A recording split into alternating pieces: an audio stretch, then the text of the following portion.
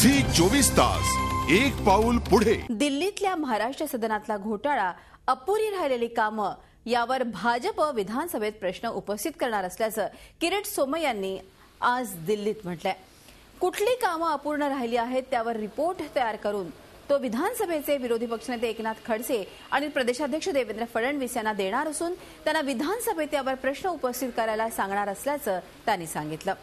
नवीन सदनात अजूनही 100च्या आसपास कामं बाकी असताना महाराष्ट्र सदनाचं उद्घाटन का केलं असा सवाल मुख्यमंत्र्यांना सोमय्या यांनी केलाय। बांधकाम अपूर्ण असताना उद्घाटन करणं मुख्यमंत्र्यांना शोभत नाही।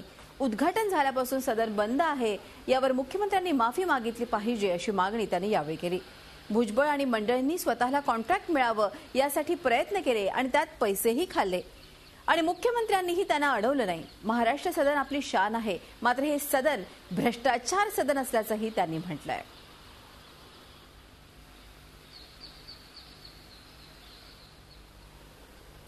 एकूण या संदर्भात रश्मी पुराणिक यांनी किरीट सोमय्या यांच्याशी बातचीत केली, दिल्लीला ऐकूया। दिल्लीतील महाराष्ट्राची ओळख असलेलं महाराष्ट्र सदन ह्याचे घोटाळे आणि त्याची अवस्था ह्याची कथा तर काही संपतच नाही आहेत आणि एक्झॅक्टली आता महाराष्ट्र सदनात काय परिस्थिती हे पाहून आले भाजपचे नेते किरीट सोमय्या। आपण त्यांनाच विचारूया। सोमय्या सर, जेव्हा तुम्ही सकाळी आला होता पहिल्यांदा तर तुम्हाला सिक्युरिटी गार्डने आत जाऊन दिलं नाही, कशा पद्धतीची वागणूक तुम्हाला इथे देण्यात आली?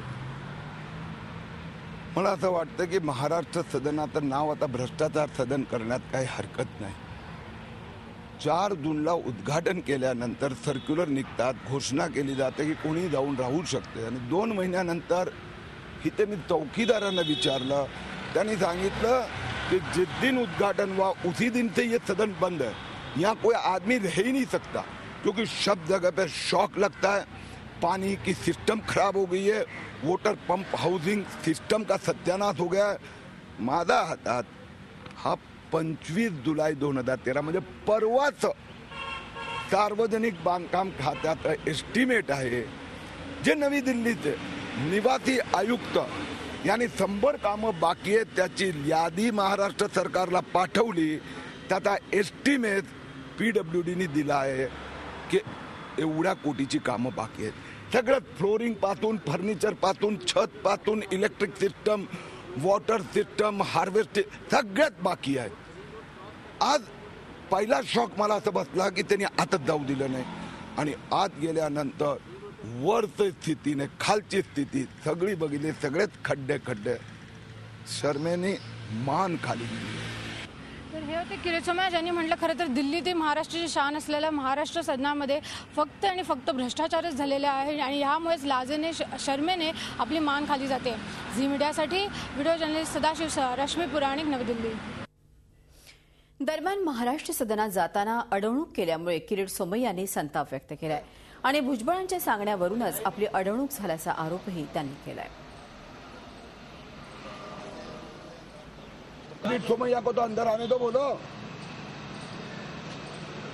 अभी देख लो सर, आपकी आवाज आप सर बात कर लीजिए। अरे भैया सर बात कर लीजिए। हेलो, हाँ किरीट सोमय्या बोलतो। बोलायचं काय, मला या आत जायचं, मला कसं आत नाही जाऊ देत? लोखंडाचा दरवाजाही उघडत नाही, आतमध्ये बोलत पण नाही, आतमध्ये घेत नाही तो वॉचमॅन। म्हणजे एवढं उर्मटपणा महाराष्ट्राचा, म्हणजे उर्मटपणाची काय हद आहे का? म्हणजे आत घेत नाही, लोखंडाचा दरवाजाचा बाहेर फुटपाथवर उभे ठेवतो महाराष्ट्राच्या लोकांना। हो गया सर बात, ये ले लो, दरवाजा खोलने बोला। हाँ जी सर। झी 24 तास एक पाऊल पुढे।